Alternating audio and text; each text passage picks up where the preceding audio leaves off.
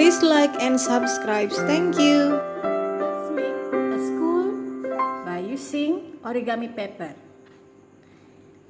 Okay, then you provide the origami paper, any color, any size. Okay, first step is you have to fold the paper into two and make a rectangle shape and then crease it.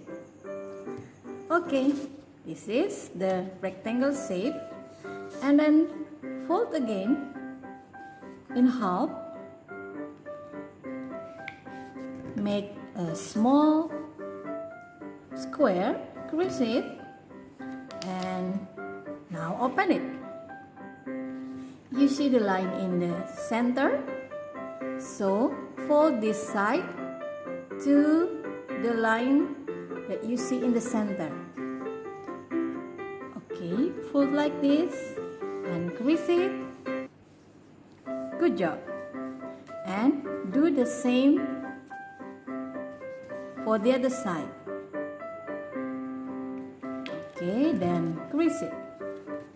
Good job. After that, open it and open it.